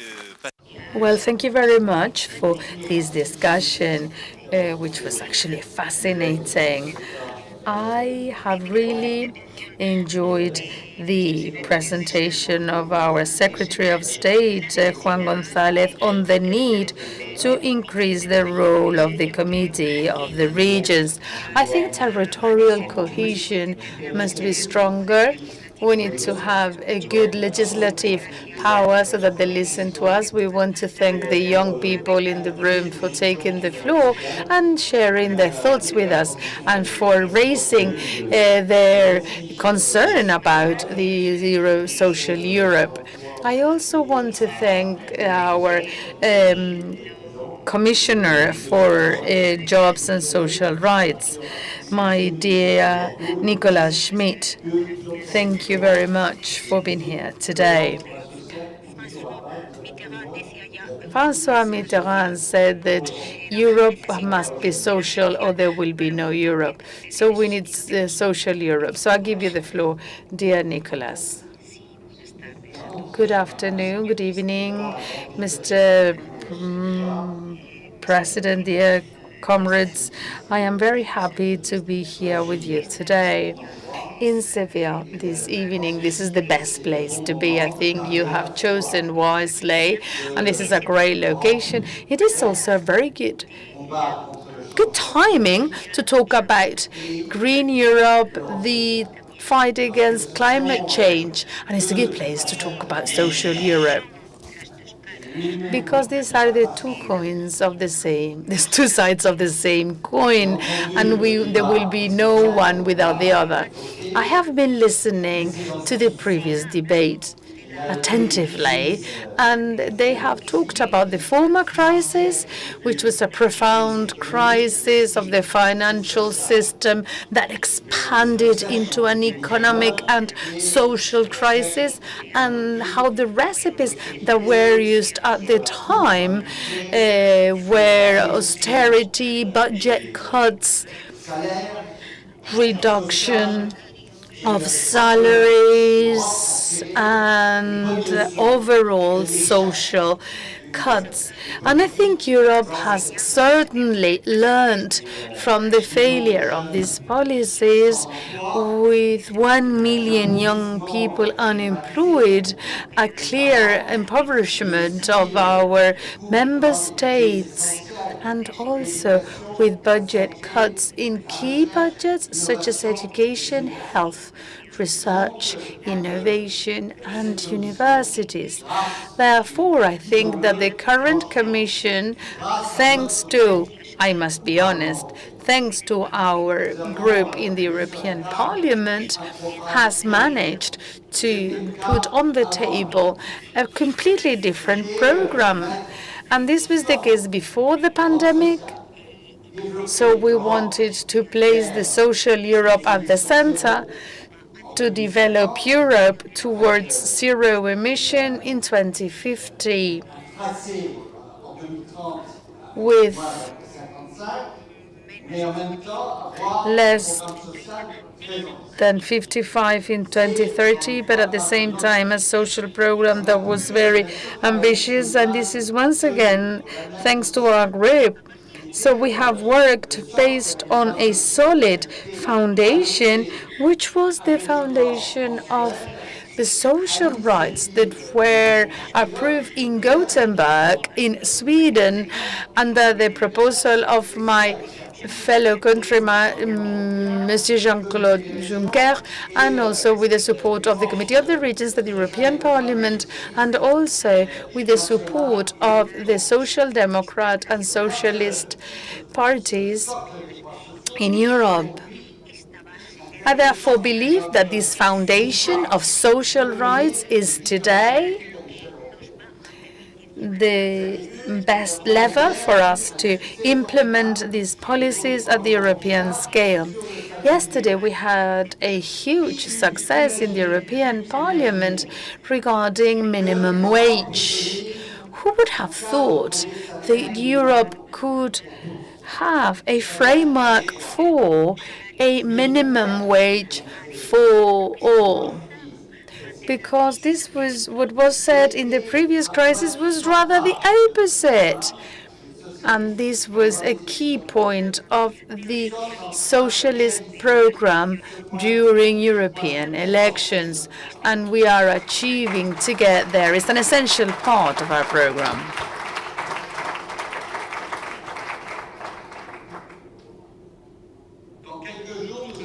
In a few days' time, we are going to present or submit a new directive on working conditions for platform work. We cannot accept the platform workers are not protective regarding labor rights and social protection, occupational accidents, healthcare. So we will present a proposal to apply social protection for platform workers. These are very specific elements, and I will leave it here. I think we have a challenge, a strong challenge together. I was very impressed by what our friend said regarding our friend from SAR said. We are undergoing a transformation which is probably the deepest transformation in the century, because we have to reinvent our economy and our society, perhaps too. The Green Deal will help us, and the objectives to reduce CO2. This is a clear challenge. Our Italian friend has expressed it and described it very well. It's the survival of the planet, is the welfare of our future generations, and we must do our utmost to achieve it at the industry level with services, mobility, transport, housing. This is all affected by climate change. However, and this has been said very clearly before, Can Europe give up their industry? Well, of course not. We need an industry, a steel industry, and I am from Luxembourg, and I share the opinion of our colleague from Germany. We need to work hard to ensure that the industry is alive, that the industry thrives. We will need a huge investment, and we now need a good articulated industrial policy to ensure that our car industry, our steel industry, our industry after all, so that they can move on to a different system with a different energy structure that respects our objectives regarding CO2 emissions. And this needs investment from the private sector and also support from the public sector at the national, regional, or European level. Actually, next generation funds, the funds for the reactivation, recovery, and resilience, want to facilitate this transition. The last element is that this transformation will not happen if we don't include the social dimension, employment, because we all think that there will be changes, that there will be loss of jobs, other jobs will be transformed, and people working in the steel industry or energy industry or wherever they are, they need to have different training. They need to be reskilled, upskilled. They need to get the training to make the most out of this transformation, which is a key change. So I believe that the social dimension is key. The cost of this transformation, we know it. There will be a cost to it. Nowadays, we see the prices of energy, electricity, and we need to react. We cannot accept simply to transfer the cost to the households, to young people, to citizens. We need to find solutions to help people to put up with the costs, energy costs. My colleague, the Deputy President Teresa Rivera, will talk about it. But we have to bear it in mind. And the Commission will present next month a recommendation for member states, which will, of course, have to be discussed by member states. But I would like it to be discussed by the committee and the parliament. So this recommendation will be about the social dimension of the green transformation, technology transformation, digital transformation, with such a deep impact on our societies, our employment, and our economies. Thank you very much. Thank you very much, Vice President of the Spanish government, Teresa Rivera. Thank you very much, Christoph. It is an absolute pleasure to be here today in Seville, obviously, with this background, which is obviously diverting our attention. We need to look at that direction so that in the next meeting, when we have Juan asking us to come, he is responsible of the ENVES Commission of the Committee of the Region, so that he calls us as the President of the Regional Government of Andalusia. So, yeah, Juan, we are very happy to be here. We're all focusing in how to make this happen on a topic which I think is going to be the topic of the decade. How to do a transformation and a transition that must be fair and green, socially speaking. And this goes well beyond the definition of objectives, because you do things as you go along and you teach with the example. And macro differences that does mean justice and equity, answering fears, expectations, and concerns of people. And us, social democrats, we know this well. And we know that we need to be ready for it. Nicola said that yesterday there was a huge success at the parliament, but I would also like to add that the success of that great idea of a new Green Deal is thanks to the reflection of social democracy and possibly the preparation for unforeseen circumstances such as the pandemic or the price of energy, or a more inclusive response, or is paid by taxpayers, or the costs are distributed. And this is something that is, rather affecting us. In this project, we are represented by 3 dimensions. Firstly, because we are European, and with the political European project is very similar to our values and vocation of equity, inclusion, and looking ahead, progressiveness and prosperity, and looking at pros and cons. Secondly, because we are social democrats and we are looking outside, we don't try to punish ourselves. We know that this is all about finding a balance that always have people at the center of decisions, knowing where our limits are. And the third reason is because we do it by listening, which is another big dimension that this debate is representing today. I mean, this is not about anyone just because it's at a decision-making position in Europe or in a national government or locally or regionally. One person can make a decision and impose it upon the others. Not at all. We need to listen to each other. We need to integrate. This is a model of governance and participation that we have mentioned. So 3 dimensions: European vocation, social democratic dimension, looking at the future with people at the center and listening, participating, and involving people, making sure that everybody is represented by this project. These 3 dimensions are of huge importance. So here we are, a green and inclusive transition. This is the big challenge. And we know that we will live with this transformation for a long time.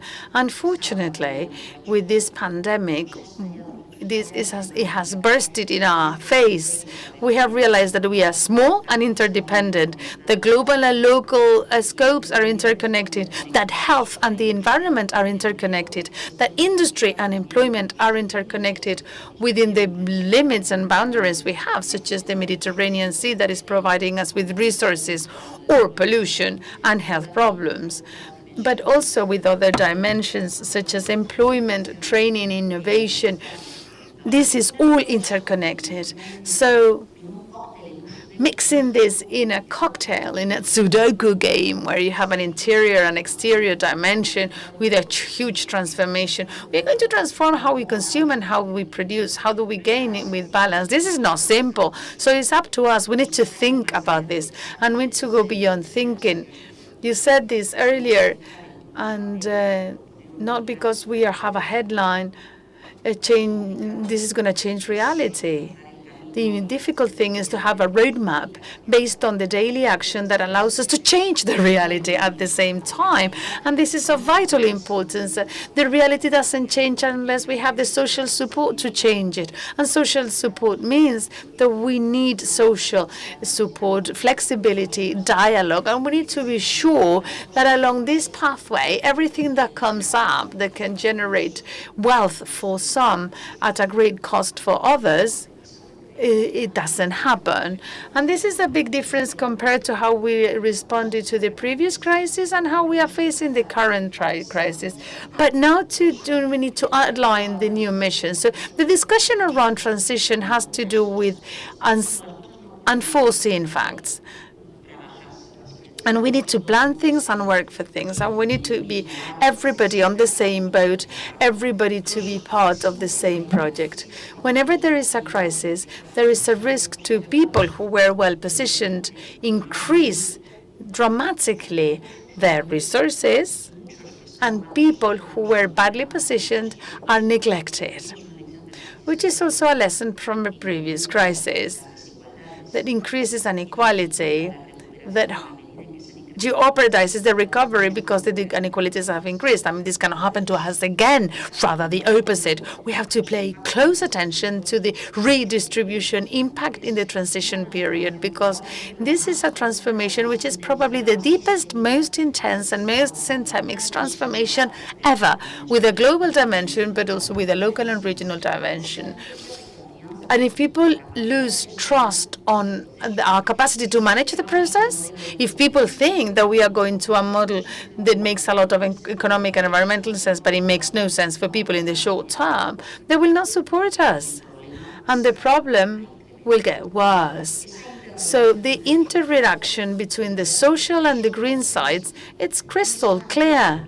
It needs to be an agenda for opportunities, hope and support and solidarity, innovation, an intergenerational agreement, new social contract. And we are actually trying to do it, but there are always surprises. People were talking about the industry earlier. We've talked about energy too, but the issue of energy is hard to explain. It seems that in this country, only 20% of the energy is affected by the price of natural gas in the international markets. But it happens that even though the other energy is very cheap, there is some sort of like contagion effect of this 20%, which is very expensive. How do you explain this? Who is putting this difference into their pockets? This difference is earned by the energy generator, by the financial investment that decided to make a decision, a right decision, in the light of that expectation of creating a difference there. How do we react with these unforeseen circumstances? And it is hard to react alone. In the European Union, within the global vision of the transformation of the economy, needs to be aware of the fact that even though the system has been very affected up to now, it is possible that we have touched bottom. We are hitting rock bottom, and that means that there is a drainage of loss of resources that could have sent to innovation, social measures, accelerating the transformation of the energy system. And instead of that, we are doing it to pay the incremental costs that is turning into inflation and distortion of the market with a very strange interpretation. An example is one of the turbulences that we are going through this decade. So we need to anticipate and plan. It's not easy to make a decision, a quick decision in a complex context with a completely different context and background in our member states. And it's key to do it for our citizens and also for the vision that we have, to which extent this is a positive transformation outside our borders. And we need to send messages so that people outside our borders, if they have doubts or if they are against us. And in this context, which is a local, global, and regional context, there is another clear thing, which is that it is impossible to do this transformation unless the different authority levels are fully involved in a very intensive manner. Additionally, the closer the level it is to the citizens, sort of like local and regional authorities where they have more proximity to the citizens, they have a greater capacity to facilitate change, and it's going to be easier for them. And some people have talked about some of the local and municipal experiences, and actually, and Juan knows this well, the local agenda, the municipal agenda, housing with better or worse insulation, accessible for people with disabilities. So we need to question what is the public space taken by cars. And by average, 60% of public space in Spain is covered by cars that are only moving around 14% of the time. So is that reasonable? I think it's an important debate to have. It allows us to have more space for neighbors to get green areas, quality. They've thought about it at Milan, Paris, and Lyon. In many, many cities, they've thought about it, proposals that reach the hearts of their citizens because they breathe better. They've thought about it in Germany. In many cities, they're thinking about these ideas, and they always become a huge success. It's difficult to change, to understand what it means when it talks about mobility patterns, people's health.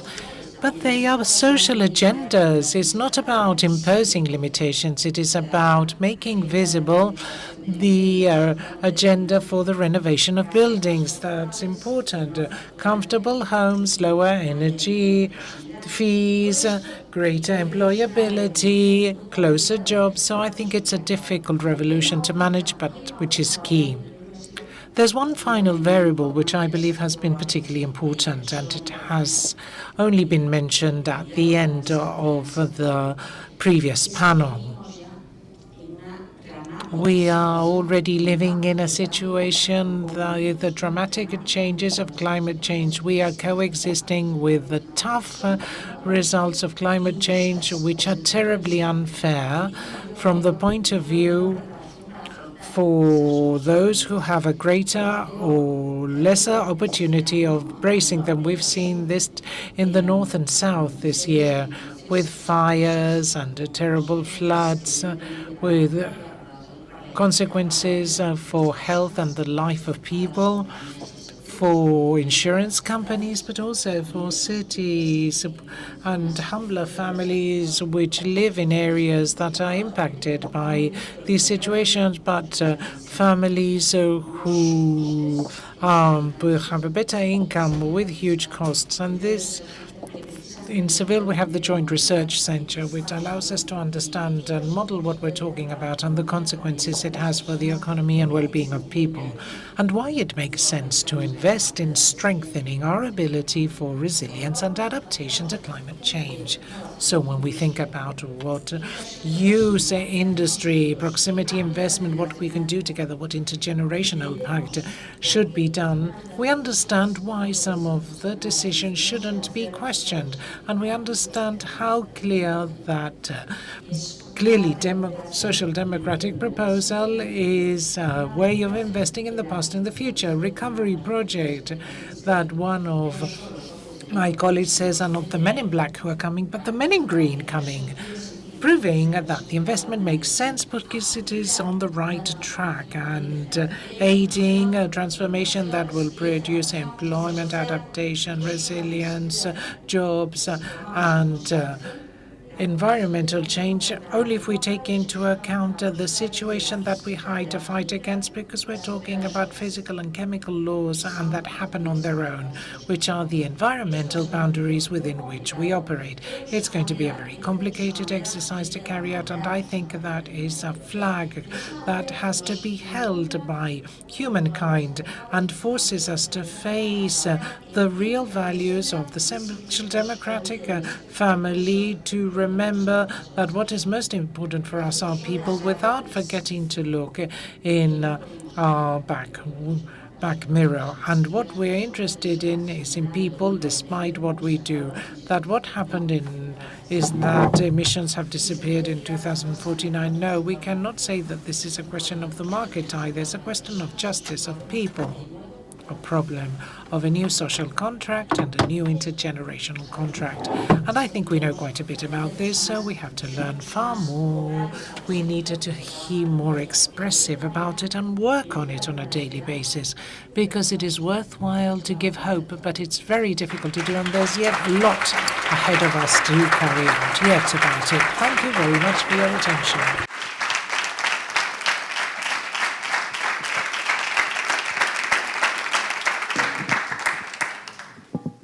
Bueno, Christophe. Dear President, dear Deputy President of the government, dear friend Teresa Rivera, thank you very much for coming to Seville, for making an effort and squeezing it in your agenda. Thank you, Commissioner, for coming to Seville, and welcome.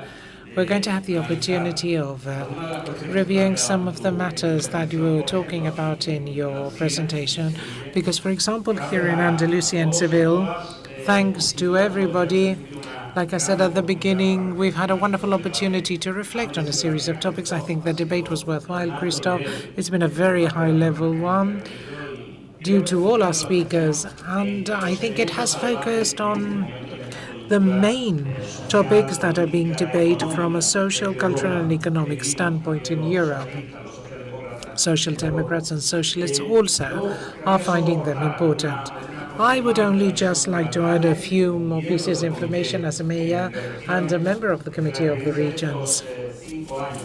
I would like to say that I arrived in 2016 to the Committee of the Regions, and in those days when we were reviewing these matters, when we talk about the future of Europe, President of the Committee of Regions in those days, when we're talking about the future of Europe, I remember that 5 years ago when I arrived, we were tremendously worried because the impression we had of how Europe had faced the 2008 crisis and the EU policies had weakened the European project.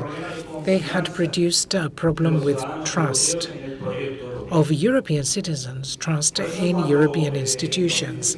That's why when in 2018 President von der Leyen talked about the Green Deal, I opened my eyes immediately and I said, we were right.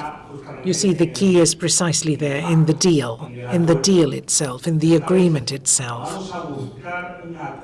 So now what we're going to do is look for a deal that will allow us to leave an important crisis behind. Because it was a crisis of credibility as well in the European project and institutions.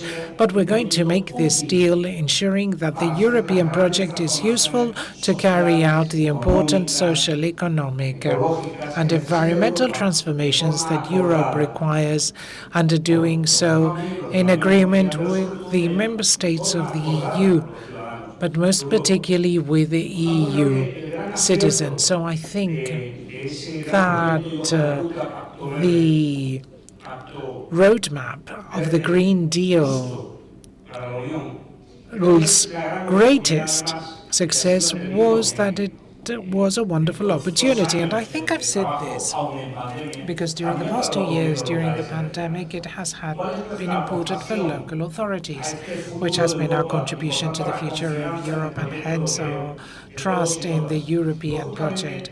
Well, what I would say is to be able to understand, and even more so after what we have suffered during the pandemic, that to carry out huge social, economic, and environmental transformations in the world, but also in our common territory, which is the EU, we require agreement.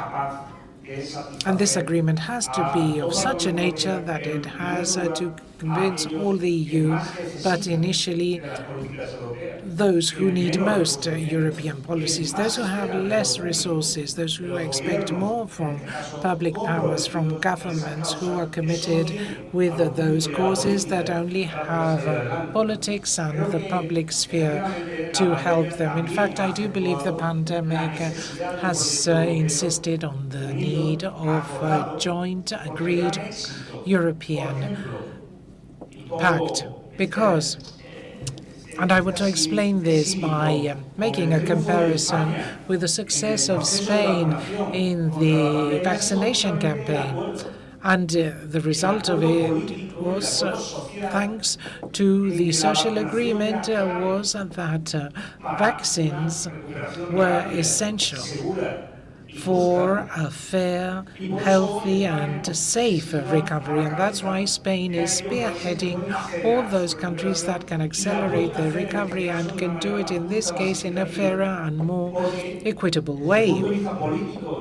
And this is because, from a social and political point of view, we've trusted and believed that the agreement of the EU was important. We believed in the healthcare criteria, and that we understood that we needed the political and social support to move the project forward as fast as possible. In Spain, nobody debated about whether or not you should be immunized, and this was the result because the government, the central government, the regional government, the local governments have given a strong image of power to achieve a greater good, which was to leave behind the healthcare crisis and move towards a fair recovery. So if we looked at the tremendous challenge that we had then and the one before the pandemic, which was the transformation that Europe required, was a transformation to position her and the territory and citizens in a better position in the world for the environmental transition, the energy transition, or digitalization of the territory. And as I said before, if we make this comparison, And we're once again going to see how social democracy becomes the determining political power to carry out important political transformations with political agreement. And I believe that is the great strength and value of social democracy vis-à-vis radical positions, vis-à-vis those who believe that in a crisis it's better to save someone even though it only entails saving yourself. I think that somehow we have added a certain character to this situation, ensuring that everybody has to come out of it, but all together, and that the distribution of wealth has to be fairer than before the crisis and these transformations. I was telling the Vice President that it was revealing for me how energy transition has been done in the mining areas of Spain. The concept of fair transition is interesting, because if we had heard about it 5 years ago, I would never have believed it. So as a socialist, in this case, I would like to acknowledge and render tribute to the Minister and Vice President to convince people that we're doing the right thing, and we are also making the most of an opportunity and creating opportunities from the future. And it's been done because there was technical knowledge, because there's the ability to reach agreements, and also because one was focusing on a project that goes beyond the individual. And that is the result of a great fighter for sustainability, a great fighter against climate change, a great fighter for European democracy, which deep down inside is the same. What I wanted to say to you all is that I believe that we're all stronger at government and local level, because we have a project that we can explain more clearly to our citizens. But beware, we should not be overly optimistic. I still think that we're being too slow, because now that we're on the right track, we are still slow to achieve our goals, in achieving our goals. And that's why I have to express my dissatisfaction, because we have not been able to ensure that in this model of governance and multi-level government that are key to achieve the goal, because we have to continue explaining and justifying what is obvious. And it is if we're not able to develop bottom-up policies, will never involve or great trust in citizens to become involved in these projects, so there will be a greater resistance than support to these projects. And the logic of the effectiveness of policies that are closer to the goal is clear, and the planning from a state government would make more sense. That's why I still defend that there is a long road yet to walk on, to understand that the philosophy of the Green Deal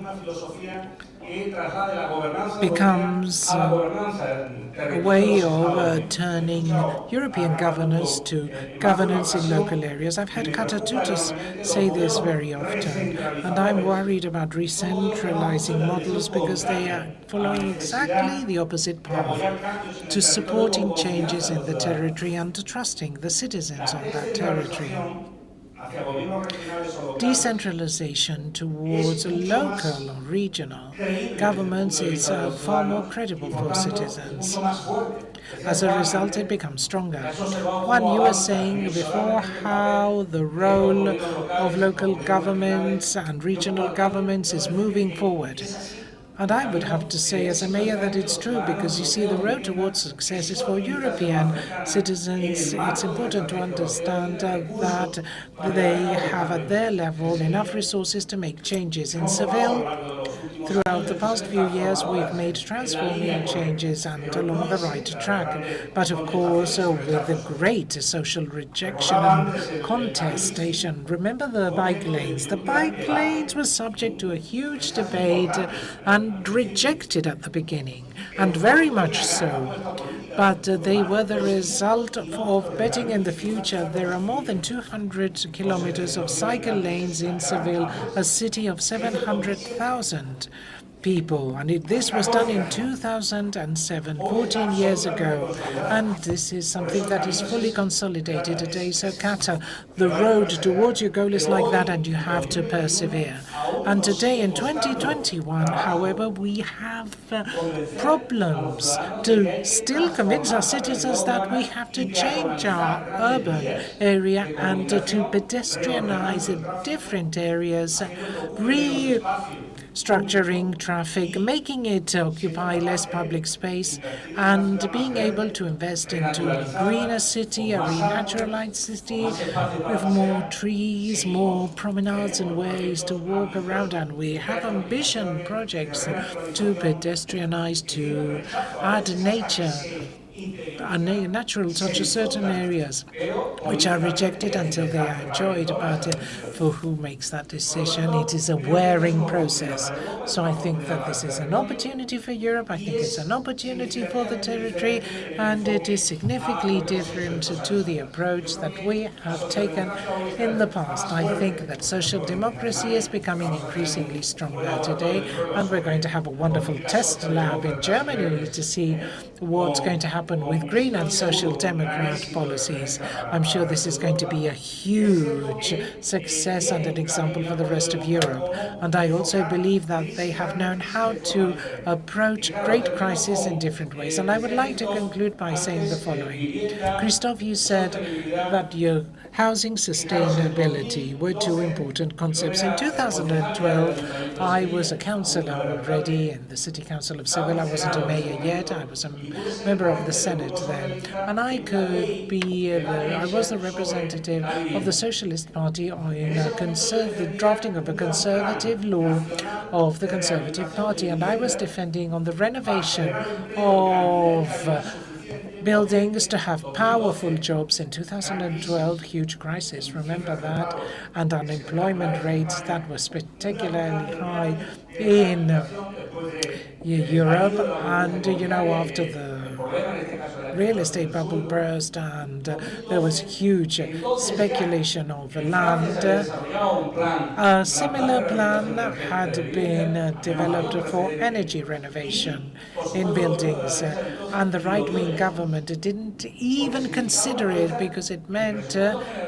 for the general budget to bet a lot of money in the renovation of buildings, renovating your building and those buildings that had the lowest levels of energy wealth, and for families who did not have enough income to adapt their homes to these new energy requirements. And the way that this was approached and how the EU is doing it today as one of the red lines of policy is something that's going to be done well in the future. And it's being done in the next few years in a totally different way. So that's why I'm sure that the opportunities we have, the resources we have, and the policies that we're implementing are on the right track. And I would like to conclude by saying this because I represent local governments. I do hope that in the future I will be there at a regional level and not forget the local levels, because I think it's the first mayor who's going to be a president of the region. And this is an unbelievable experience. I hope that the states understand that the time has come to subscribe a huge agreement among the different levels of the administration, national, regional, and local, so that following the same principle of European subsidiarity, exactly that same principle, to ensuring that resources are invested by the level that's closest to that particular field of investment, with criteria, with flexibility and knowledge, but with the ability to execute them. And like Concha was saying, without leaving a single euro without spending, and to do so in a coherent, consistent way with resources, with administrations that will do it better than administrations who are further away from the citizen. We are delighted, Christophe, and I'm sure that from social democracy and from our group to continue being the driving forces of change, because I believe this is part and parcel of the European project. Thank you very much for your attention. Merci beaucoup. Thank you very much Thank you, Juan. Well, I'm the mayor of a city with 50% of social council flats, so I know that when I have to do an energy reform or a reform of the energy system, I am not only protecting the planet, but also I am making sure that the neighborhoods and the districts are better, and I'm giving people a higher purchasing power. Sometimes it's up to 500 euros per citizens. We need to be the spearheads and know how to do it, and we always need to do that goal. A colleague of mine said, okay, you're going to talk about lots of things, but what can we do next? Well, what we can do next is that we are going to promote this in the parliament. We are going to defend our position in the Committee of the Regions, and we will also be talking to the member states so that they can listen to us, and we are going to convey your proposal about the future of Europe. So Juan, you gave us lots of ideas. You shared your experience with us, and now what we are going to do is we are going to give you your energy so that you cross the river, and next year we go and see you out there as the president of the regional government. Thank you very much to all of you. I want to thank Commissioner, Deputy President, Vice President of Spain. So I would like to do a family picture with the speakers, more female speakers than male speakers, by the way, and also with our youth, so that we can show a good photo of social democracy. Thank you very much.